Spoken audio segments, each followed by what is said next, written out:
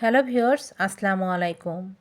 আমার এই সন্তানকে খুব যত্ন করে বড় করছি। মায়ের মুখে বলা এই একটা বাক্যের ভেতরে থাকে পুরো মহাবিশ্বের মায়া।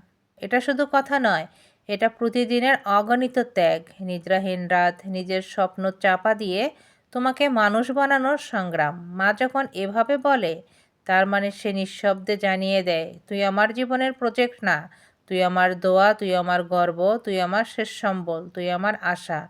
আমরা বড় হই নিজের চেষ্টায় না, বড় হই মায়ের কোলে, মায়ের আঁচলে, মায়ের হাতে, আর আঁধারে লুকানো তার কষ্টের ভাঁজে। মায়ের এই এক লাইনের ওজন পুরো পৃথিবীর ভালোবাসার চেয়েও ভারী। ভাই, মনে রাখিস, মাকে কেউ যত্ন করে না, মা হারায় না, মা হার মানে না, এটা তার ভালোবাসার ব্র্যান্ড। মা সবসময় প্রতিজ্ঞায় থাকে আমার সন্তানকে কিভাবে সামনে এগিয়ে নিয়ে যেতে হবে।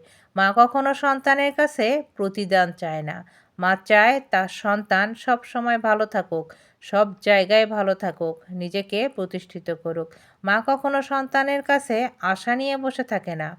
মা সব সময় দোয়া করতে থাকে। মায়ের দুহাত সন্তানের জন্য সব সময় দোয়ায় থাকে। তার আত্মা সব সময় সন্তানের জন্য শুভকামনা করে। সন্তান না বুঝলেও মা জানে তার সন্তানের কিসে ভালো হবে।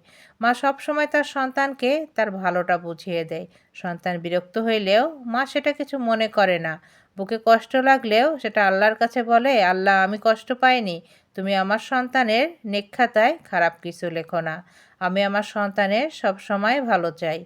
তাই মায়ের ভালোবাসার ব্র্যান্ডকে ছোট করে দেখবেন না।